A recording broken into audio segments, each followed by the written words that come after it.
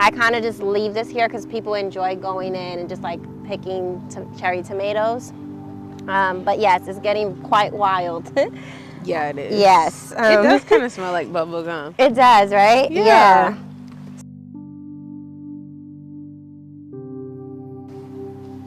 I think as a black woman, as a black female farmer, it's a rarity in our communities. I feel proud to be that.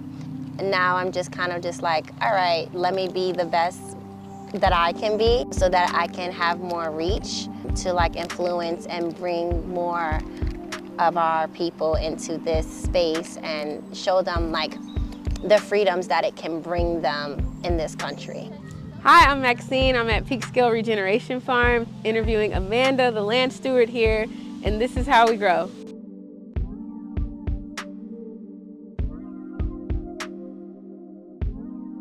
For many people, the idea of growing our own food feels like a distant dream. But as an aspiring farmer, I'm determined to change that. Through this series, I'm exploring the stories of diverse farmers, learning from their struggles, and celebrating their visions to inspire others, including myself, to take steps towards a more sustainable future. In this episode, we meet Amanda Armenteros, a proud Afro Latina, dance teacher, and new farmer at Peekskill Regeneration Farm, which is a community space rooted in regenerative practices that heal the environment. I personally just separate it like that, and then I just go like that. Oh, she did that. And just walk down. She kind of did over there, so we can keep moving down if you want. I'm sorry. No Your way works too.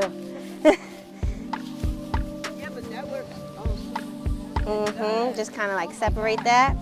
It does release a lot of stuff, but it's a little bit faster, you know? Unlike many community gardens, Peekskill has no fences or enclosures, embracing an open policy to ensure that everyone feels welcome and connected to the land. Make sure you stick around to the end for a full tour of this incredible community space. This is actually my first year farming. I got involved because I've always loved the outdoors and wanted to know how to grow. And I used to live 5 minutes from here. So I came to volunteer, and I met the previous steward here, started coming regularly, and then he offered me the opportunity to meet the actual program that created this space, and offered me the opportunity to be involved in an apprenticeship. So the organization is called Ecological Citizens Project, and they're located in Garrison. So I started working with them at their farm in Garrison over the summer, and they trained me, and then plopped me here in September and said, figure it out. And so that's what I've been doing since then. How long was that training, and what was it like? It was only the summer, and it was me going to their farm. So basically they live on about 5 acres. They farm about, I believe, and don't quote me, about 2 acres of it they farm, and they have a CSA program. So they grow things and then they sell them. And so I went and I would meet them every day around 9 and work until 4 or 5 throughout the summer, and just help them, harvest and give it to the people. And that's how I've learned. And they've kind of become like my farm parents, and I still meet up with them regularly, and they've taught me how to do chicken slaughters. I'll probably do a turkey slaughter. Really? Yeah, so I did that. I also did some apprenticeship programming with Glenwood. I've heard about that apprenticeship program. So I've learned through them as well, and I've also done a slaughter of a calf there. So yeah, just kind of learning everything that I can possibly learn. Yeah, it was really cool. And then I don't eat meat, but I did try the chicken that I slaughtered, and it's pretty good. So I was like, I can take this skill and make it work in my life in some way. If it's not for me, I can do it for my family or my friends. It's practical, yeah. Yeah, so yeah, that's just been my life since last year. How we looking, boss? Looks great. I think you're done. What is this do? This helps preserve it for the winter? Yes, and also from snow and stuff? From snow, and even kind of keeps the moisture in a bit as well. Oh, okay. Yeah. I used to live in Vietnam Oh, wow. for about 5 years. Okay. And I just loved the food, and I loved how natural it was. And then when I came back here after COVID, I was very like shocked at the quality of food and like just feeling so unsatisfied with everything I was eating. I was like, how do I fix this problem? And actually my boyfriend was just like, you know, I met a farmer the other day and I feel like you would like farming. And then I came here, and you know how you have those moments where you just like walk into a space and you know that you're supposed to be there?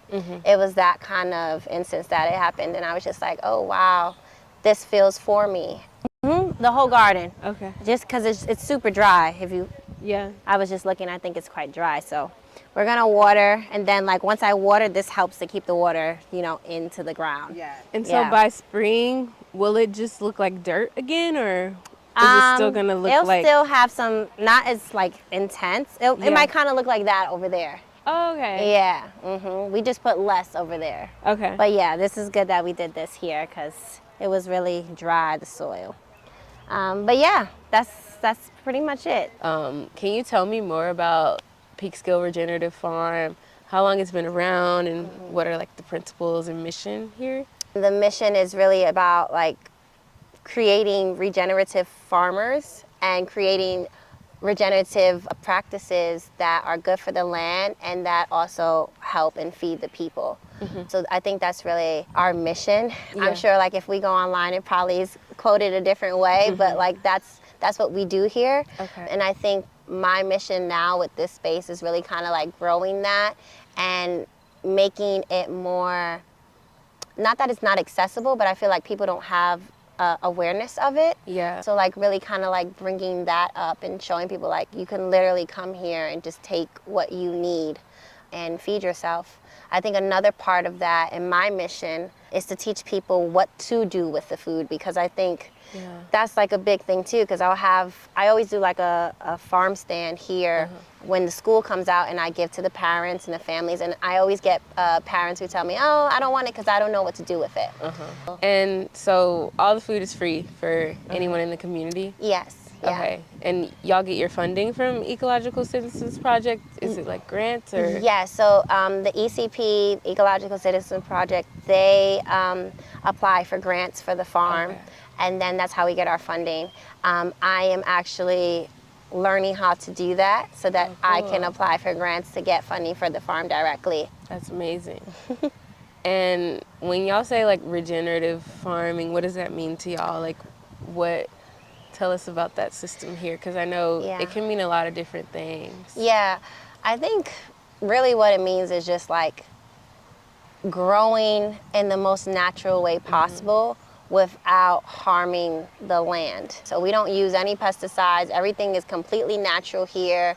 And then we try to, you know, accommodate the land. We don't try to pull too much from it. We try to put back into it. Like when we put the beds to rest later, we'll see like we add compost on it. We put mulch. We let it rest and like regenerate over time, you know, so that way it can give us back, you know. It's not just a system of pulling and taking away. It's like a relationship where both sides give. Yeah. Yeah, I feel like that's the reason we have seasons. Like there might be a season of high production and then there's a season of slowing down. I think that's what's so beautiful about farming. Like you literally see the different seasons at the farm and how things grow together. Amanda will now guide us on a tour of the space, highlighting what's growing and what their plans are for the next season. Raspberry leaf tea. Yep, absolutely. And that's supposed to be good like for a lot of like female. Yeah, I drink raspberry leaf tea all the time. You can take some too if you want. I just might do it. Yeah. These are pear trees over here. Pear trees? Yeah, we had a ton of pears, but as you know, it's a public space, and so someone came and took them all before they were ready, but that's okay. We did have them. I believe these are apple trees. I didn't really get much of anything from them this year, so I don't know. I feel like they're struggling a little bit, but they're Takes here. Time. Yeah, once they get established, Accustomed, you'll have right? too much fruit. I hope so. Yeah. This is my messy row of tomatoes because I decided to go to Florida when I should have been here, making sure they grew well. But nonetheless, they're here and people are still eating them. And there's plenty still And they're coming still, in. over here, this is my favorite. This is sorrel. It's really good. It has like a lemony kind of taste to it. If you guys want to try. You want to try? Yeah. I always eat this. I use this for salads or like, even it's really good with like a fish dish or some type of seafood. These were beans. So you can see the bugs are on them now. But these are beans. Wait, it was full of beans. Is that a ladybug? It looked like one, right? But just like a light-skinned one. It's a light-skinned ladybug. But yeah, we got a lot of green beans from here, so that was nice.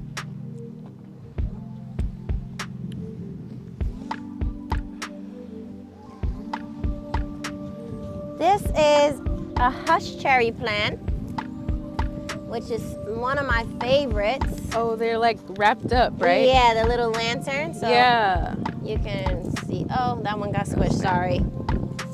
Sorry. Here's one. Oh my gosh, it's so sweet. Let me make What sure the it heck? doesn't squish on you. Oh, did you try it? Yeah, some of the inside Yeah. of it. So I love this. The kids love this too. Let's see if I find more. It's kind of at its end. So good. Yeah. Wow, that's really good. Isn't it? What the heck? I know. What the heck? That's really good. So yeah, just like out of the little shell. I don't think I haven't seen these in the store. Let's try. I saw something that looked like them, but it didn't have the taste at all. Yeah, super yummy. Exactly, just a bunch of like tomatoes all over. Yep. So I kind of just leave this here because people enjoy going in and just like picking cherry tomatoes. But yes, it's getting quite wild. Yeah, it is. Yes. It does kind of smell like bubble gum. It does, right? Yeah. So then over here, these are okra. If you see so the okra gives you that beautiful flower, and then the flower itself kind of like wraps like this, and that's where this happens, and then the actual fruit will come out of this. Oh, here's so a it's good really one. pretty. Yeah, there's a beautiful one, right?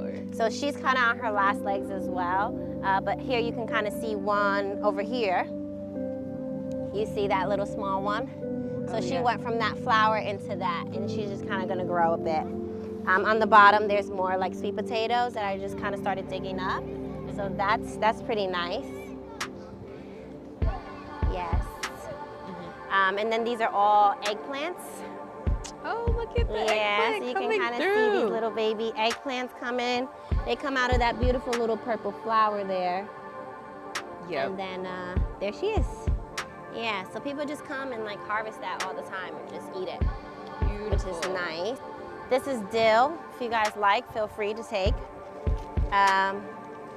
More collard plants. Oh, there's some kale. I've never seen kale this tall. Oh my God, you should have seen. You would have loved it. It was really beautiful. Like it was even taller than this. What? And just filled with I've beautiful never leaves. seen one this tall. Yeah, they can get really big. It's like taller than me right now. Yeah, it's really big. So pretty. They do too. really well here.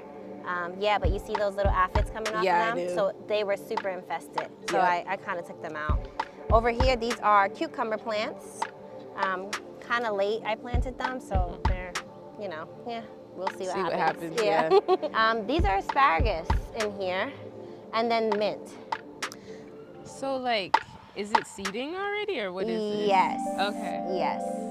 And Never seen that. Yeah, Looks it's like actually really little growing a lot. berries. I know, it's cute, right? So it these gets are like the a big seed bush. pods? I believe so, but Okay. I'm not 100%. But yeah, take one and see what happens. Seed inside. Yeah. Yep. Okay. Oh, There wow. you go. Now you got some seeds. See Yeah. if you can use them. That's so cool. Yeah. And then just a ton of mint. The pumpkin plant like came all the way over here. And then in here I planted some zucchinis. So you can kind of see those in here growing out. A little bit of lettuce, some arugula, which is so good. Yeah, I love Spicy. arugula. I love fresh arugula. Fresh arugula.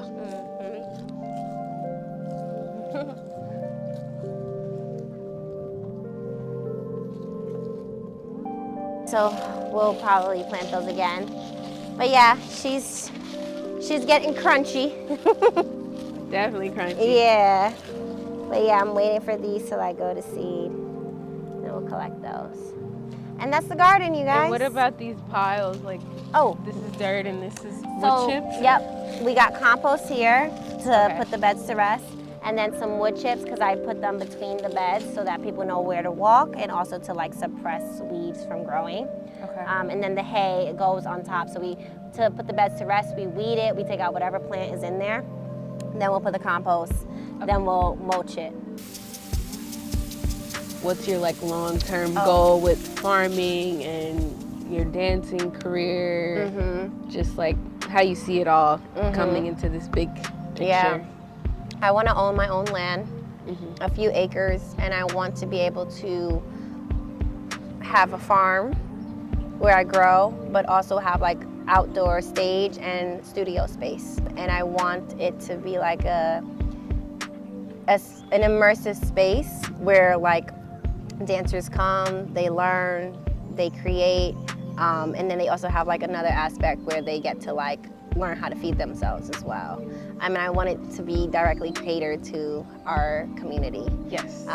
Yes, I think also like I work with like a lot of like actors and singers, and I think I'm not sure how exactly it looks. I don't know if it's going to be like a camp. I don't know if it's going to be like a Jacob's Pillow, but I know it's going to have an aspect of art and agriculture. Okay. Yeah, and I think that's like my 10-year vision, saying it in the most vague way so that no one steals my idea.